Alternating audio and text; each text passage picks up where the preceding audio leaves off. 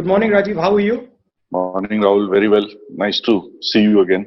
How are things with you in the sort of COVID situation? How is it looking? Well, I guess we are all trying to find some certainty in uncertain times. It's a new experience for everyone. It's a bittersweet experience, let's put it like that. Some of us who can afford it are not too unhappy to be home. But when you see what is happening around you, both with businesses and with the masses, it is certainly more bitter than sweet. So every day brings a new learning on how to cope with this, whether in terms of business, in terms of one's own emotions, in medical terms. It's quite surreal. I mean, I don't think anyone imagined that the world would be locked down in this way. I don't even think during the World War, the world was locked down. I think even then things were open. So it's a unique and devastating sort of phenomenon. But I will say this, that I have friends and family starting from Japan because of our association with Kawasaki, people I know in Singapore, people I know in so many places in Europe, and people in the US, of course, close friends and family in New York, in Michigan, in DC. And when you say the world has never been locked down like this, India has been locked down, what I have referred to as a draconian lockdown. This kind of lockdown I'm not hearing about from anywhere else.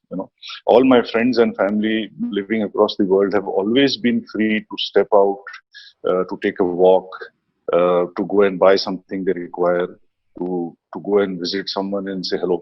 So in terms of the social and emotional aspects of this lockdown, they seem to have been in a much better place. And it came suddenly also. So you came in suddenly. And the shocking thing to me, frankly, the point you made about the bittersweet. Look, well-off people can deal with this type of a situation. They live at home. They have a ecosystem which is comfortable. But what it's been for the poor people, for migrants, it's completely devastating. They've lost confidence actually. काफी लोगों ने मुझे बोला कि बिल्कुल भरोसा खो गए हैं, भरोसा ही नहीं बचा. And that I think is a very sad thing and a dangerous thing for the country. And I think right from the beginning, this is my view, whether it was in terms of how this problem was to be perceived. I don't understand why, despite being an Asian country, we sought not to look at what was happening east, but we looked at, at Italy and France and Spain and the UK and subsequently the US, which are really not the right benchmarks in any sense, whether it's by inherent immunity, temperature, demography, predisposition to thrombosis, etc. Everything that the scientists and doctors have spoken of. We should never have been looking there, even in terms of how to approach this from a medical point of view, starting with the bogey of medical infrastructure. We are all aware that there can be no medical infrastructure that can be adequate to combat something like this. But nobody was willing to explain the maths to us that we are so many people and if so many are vulnerable, 5% or whatever it is, this is what that number looks like and this is how we are preparing ourselves, or perhaps we cannot prepare ourselves. Maybe that's not a politically appropriate thing to say. But as Narayan Murthy ji always says, when in doubt, disclose. I think we have fallen very short of disclosing facts, logic, and the truth. And this has then got amplified and instilled such an enormous fear in people that people seem to think that the contagion is equal to a contagious cancer or something. And now to change the mind of people and bring them back on board and make them comfortable with the thought of quote unquote living with the virus, which seems to be the new narrative coming from government now. It's going to take a long time. So what do you feel? This is how I have seen it. I was speaking to some experts and some specialists, and right in the early days of the lockdown, one of them told me, and which struck in my mind, which he said that look, realize that the moment you apply a full lockdown, you're changing the nature of the disease. You're moving from a non-fatal disease to a fatal disease in the minds of people. And once you've done that, then to reverse that, that is going to take significant amount of time, and it's going to take a lot of effort. And he also said that, look, don't view the lockdown as a on-off switch. It's not going to be an on-off switch, because once you have moved into a lockdown, switching it off again, it's not going to be easy. It's going to be extremely complicated. I liked your point about we looked west and not east. Why do you think we looked west? I guess, as some people say, it's the first time that something like this, as opposed to TB or pneumonia or diarrhea, something as simple as diarrhea that apparently kills 100,000 largely children in India. Here is something that struck in the heart of the developed world, and when the rich and famous get affected, it always makes a bigger headline. As someone said in the very early days of this problem, that 8,000 kids die of starvation in Africa every day. Who cares, beyond the point? In civil society, we are not even aware of this fact. So I think primarily the sensation was because affluent people in developed countries were vulnerable, and perhaps some people inferred कि अगर इनको ऐसा हो सकता है तो फिर हम तो कहाँ के नहीं रहे, this kind of feeling. And that is why I have often said to people that, to my mind as a layman, I saw from the beginning that there were four choices before us. At one extreme, on the left, if I may say so, is the choice of a hard lockdown, as you said, which implies a almost airtight, impervious lockdown. And to the best of my knowledge, this has not happened anywhere in the world. Because to physically constrain yourself to your home and see absolutely no one. On the other extreme, I would say is, business as usual. Just ignore it, carry on, jo hoga hoga type of thing. Nobody says this either. So everybody's trying to find a middle path, I think, between these two extremes.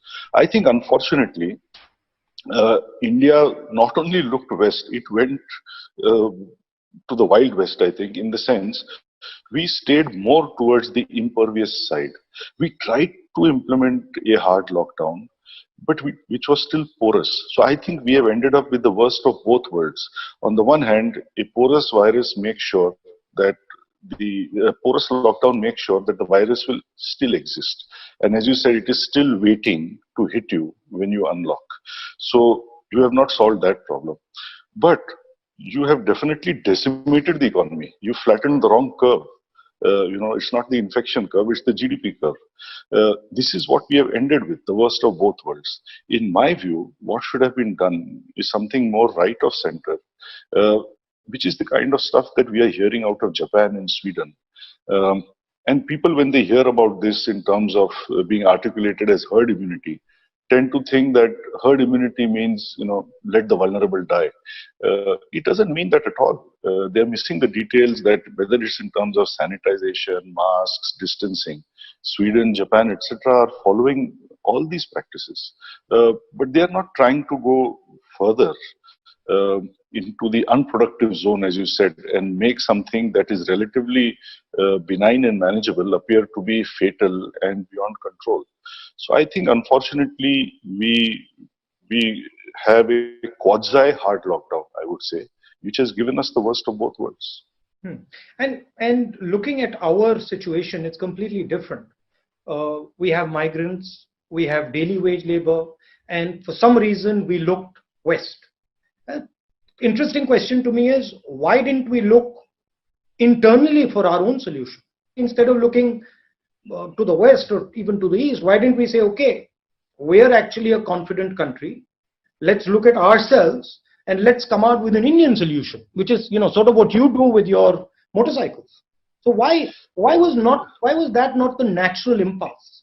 So if you were to kind of have the luxury of going back to middle of March, जब प्रधानमंत्री जी ने पहले वो जनता curfew announce किया, फिर उन्होंने the first lockdown announce किया, Yeah. If you could go back then, to your mind, how would you have crafted a different roadmap for the last 3 months? Look, hindsight is 2020. Okay, so it's much easier for me to now tell you how I would have crafted it. But what our discussion internally in the Congress party was at the time that the response has to be decentralized.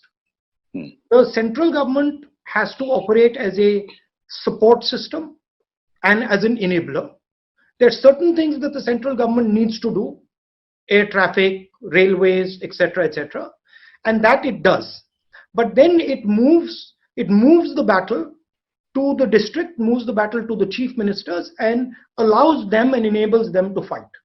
Now, if you look at what has happened after the lockdown, which, by the way, I've been calling a failed lockdown because it's the only lockdown in the world where the disease is actually increasing after we're opening up.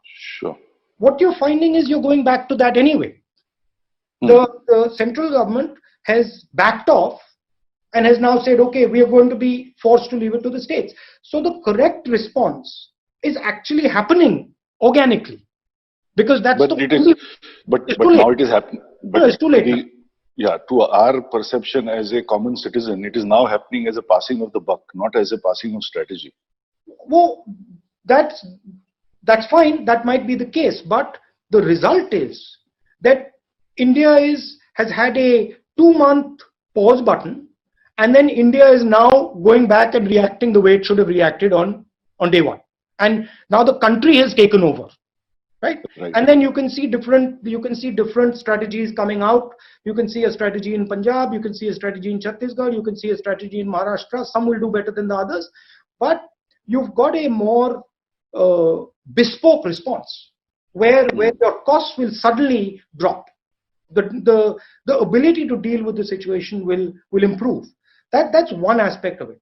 The second aspect of it is, and I think this is absolutely fundamental. I saw what the Germans have done, and what some of the Americans have done, what the Koreans are doing, what the Japanese have done. Massive injection of money to save the economy. And it doesn't matter. Look, I'm speaking to a big business guy. It doesn't matter. You don't view it like big business, small business, laborer, not laborer. You view it as our biggest resource is our economy. We have to, at all cost, protect our economy. Whoever has to be supported right now should be supported, period, the end. So that would be the second component of a strategy. Some people argue, support the small and medium businesses. Absolutely, 100%. But there's a link between small and medium businesses and Mr. Bajaj. Small and medium businesses cannot operate without the big businesses. So you have to see it as a holistic structure.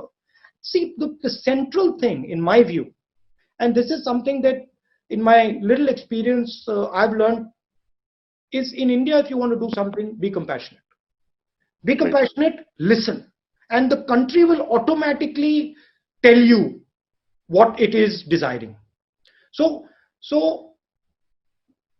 there are people right now screaming in pain, and the most obvious are the manual laborers, the daily wages, and maybe the farmers, and then the small and medium business. But big business is also screaming in pain, because even they can't see a future. So huge component of it is building confidence.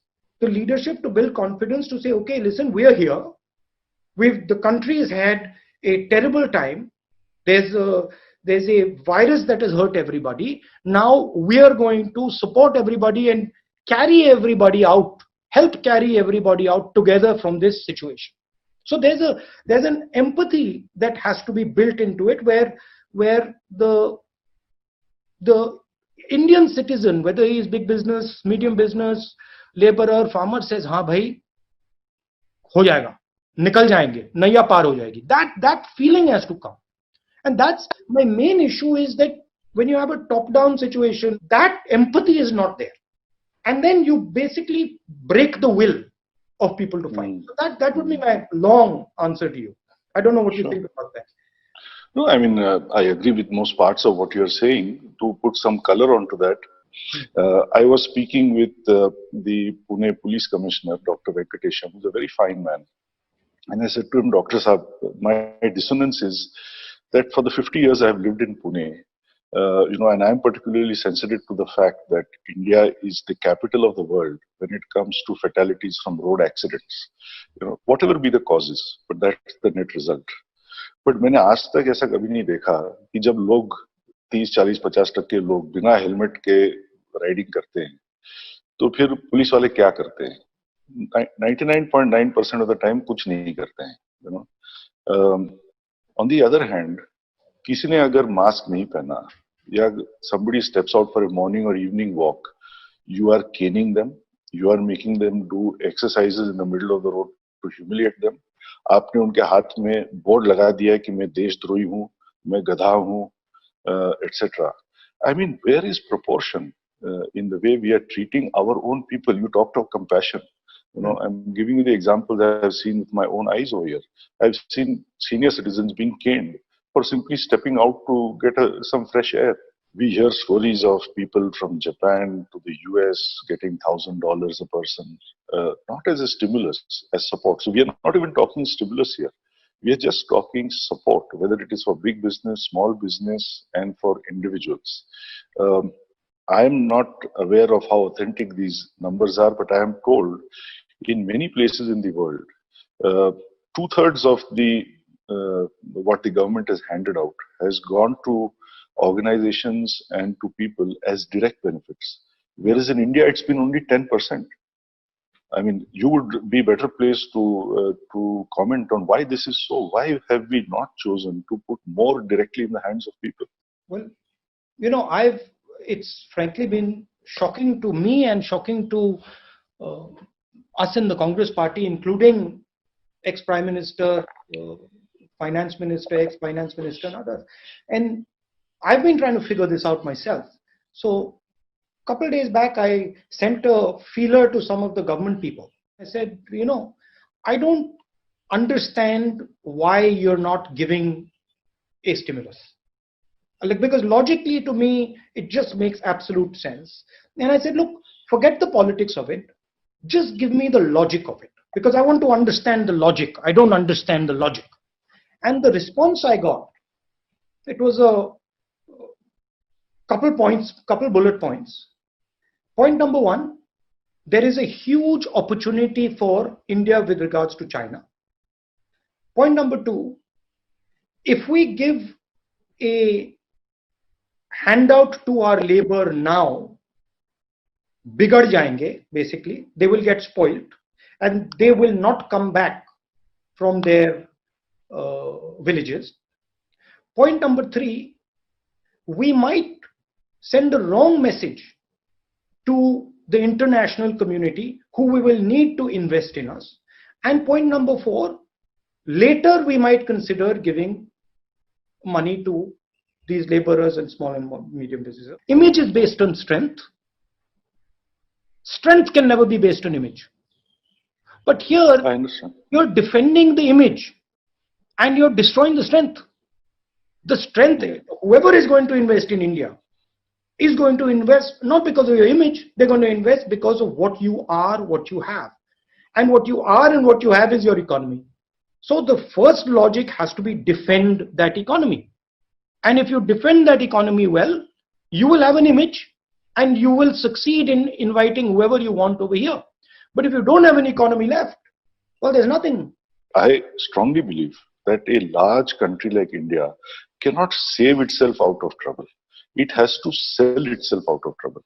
We have to get demand going again. We have to provide something that lifts the mood of the people. We need some mood elevators out there.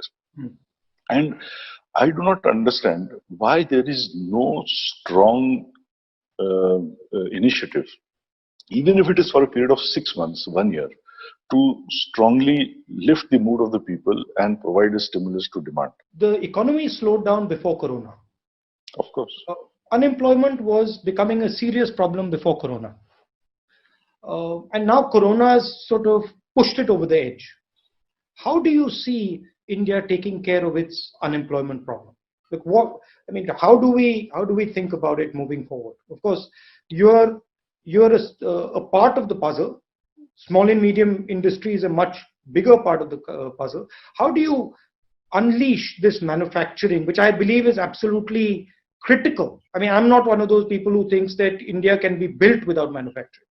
Right. So how do we start competing on the global stage? The other day, I was interviewing a potential senior candidate out of Brazil, because Bajaj is now looking at going to Brazil. And I asked him a question. I said, Honda is so dominant in Brazil. The other Japanese have not been able to dislodge Honda. Why do you think Bajaj has a chance? And he said something very simple, but often the truth resides in simple things. He says, in Bajaj, I see a combination of European design, Japanese quality, and Indian prices. And I think this is a magic formula for so many Indian companies. It doesn't matter whether you are making a mixer grinder or a motorcycle or whatever it is. I think the world can be your oyster if you look at it from this lens. So I think demand generation starts with wanting to play at a global platform. Next, this automatically means that then you have to narrow down the things that you are doing. I mean, if you want to be Mahendra Singh Dhoni, you cannot play 6 sports at the same time. Everybody knows that. A great chef, a great sports person, a great doctor, a great musician, they all specialize. Companies must specialize. I think the simple meaning of strategy is specialization. But in what you said, I found one thing very interesting, which was you said Japanese technology, European styling, and Indian prices. Right? I got that right? Absolutely. What you're basically saying is India is a bridge. India is a bridge, connecting bridge between different cultures, between different systems. And I think that's something that India's historically been very good at. And if you look when we've been successful, we've always operated as a connector, whether it is in our sort of foreign policy, whether it is in our business system, whether it is in our philosophy. We have the ability which not many countries and civilizations have of absorbing. That's a powerful thing for us. Yeah, and I agree with you. That's a very valid point. I never looked at it like that. And I think I was just asking myself as you were speaking, why is this the case? Of course, it is partly our temperament, I suppose. Partly it's our proficiency in English, I suppose, etc. But more than anything, I think when I reflect on that, it is because we are very open as a people. I don't mean this negatively. I would say we demonstrate more openness to understand, to learn. Sometimes maybe we are in awe of them. That's why we do it. Maybe sometimes it is genuinely we are intellectually turned on by something. But whatever it is, we are very open as a people. We are very open as a country. It may work against us sometimes. This openness, should never be lost. This is very important, as you were saying, whether it's in terms of government or in terms of business. But you said openness, right? And we are open, our civilization is open, because there has been traditionally a certain tolerance in our country. I mean, jo kehna hai keh do, right? And that's been the case. One gets the sense that has reduced significantly over the last couple of years. I mean, I'll be candid with you. Yesterday, a friend of mine asked me, what's your next interview? And I said, I'm, speaking to Bajaj, Mr. Bajaj. And the guy said, dum hai bande mein. So I said, what do you mean? He said, well, he's got guts to speak to you. Right? And that is the sense. Yeah. So, I mean, I tell you what my experience is. In fact, very similar to yours. I shared with someone yesterday that kal 12 baje, I'm speaking with Rahul and this thing. And the first reaction was, don't do it. I said, but why not? Nahi mat karna, this can get you into trouble. I said, but I may have said some things perhaps a little too vehemently, but I have said it on NDTV. I have said it on in the Economic Times newspaper. I have said it on Aaj Tak. I have said it on so many channels, so many media. So, अब गलती है तो फिर गलती हो चुकी है. एक और बार हो गया. जैसे नहीं. मीडिया में बोलना एक बात है, बट राहुल गांधी से बातें करना एक दूसरा बात है. So then I pushed that actually a bit. I'll tell you very candidly. I said, yeah, we are going to talk about business, economics, lockdown, what to do, how to move forward, technology, products. He loves motorcycles. I'm sure he will talk about motorcycles, etc. अब ये बातें भी नहीं हो सकती है क्या? So that person maintained that why take a risk? Do you think this sort of mahal that you spoke about of fear damages business in any way? नहीं, देखिए, nobody will invest unless he does so with enthusiasm and confidence. तो इसमें तो कोई doubt है नहीं. अब सवाल ये उठता है हिंदुस्तान में कि if 100 people are afraid to speak up, the first point is perhaps 90 of them anyway have something to hide. See, we must also accept that in the last few years, towards, I would say, UPA 2 and NDA 1, a lot of skeletons have come out of the cupboard also. So businessmen are also not दूध का धुला हुआ, you know. So and so many examples we have seen of that. So maybe, I mean, my view is a lot of people don't speak, unlike, if I may say so, somebody like my father, simply because perhaps they can't afford to speak, you know. So it may be fear, but the question is fear of what? Maybe they have a fear of hiding something. Second, I would say there are people, and I think I think highly of such people who do not want to speak, you know, who simply do not want to, because they cannot deal with the backlash that comes their way. You know, and I think a little bit I fall into that category. I mean, there's a reason I'm not on any social media. And without naming a couple of channels, I will say to you that even yesterday, I had an invite from the most prominent channel that is very pro-government, if I may say so. And I refuse to be on such channels because, you know, the kind of stuff one hears on social media or the way one sees things conducted in panels on such channels, this is deeply distressing to anybody who is remotely sensitive.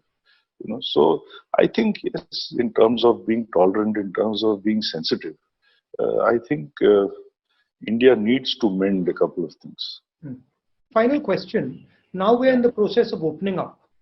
How do you think about your supply chain as we open up? When does your supply chain actually start to function at a reasonable level? What Rahul, opening up do we require? See, I am not seeing that smooth, concerted, rhythmic movement towards unlocking. Yes, I understand based on what I have heard yesterday also that we are moving in that direction. But I think a kind of aligned approach that is required. One person will say one thing. I don't know whether that is to be the chief minister of the state or the DM or whoever it is supposed to be. And everybody in an aligned way must go forward. This is not happening. And I think the blame for this rests again with the kind of fear we created in the first place, you know, that infection is equal to death. And today, as infections rise, people are still carrying this thing. So I'm sorry, I'm not answering your question directly, but I am really distressed because it is a Herculean task to open up. I think the first problem is to get this fear out of the minds of the people. There has to be a very clear, aligned narrative, I would say, from the Prime Minister, because, you know, right or wrong, when he says something, people seem to follow. I think he needs to stand up and say to everyone that this is how we are going to move forward. It's all under control. Do not fear infections. Almost nobody is dying, you know, and we have to move forward now. Okay. Well, thank you. Thank you very much, Rajiv. Lovely. Thank you so much time. So much time you spent with me. Thank you very much. Really appreciate it.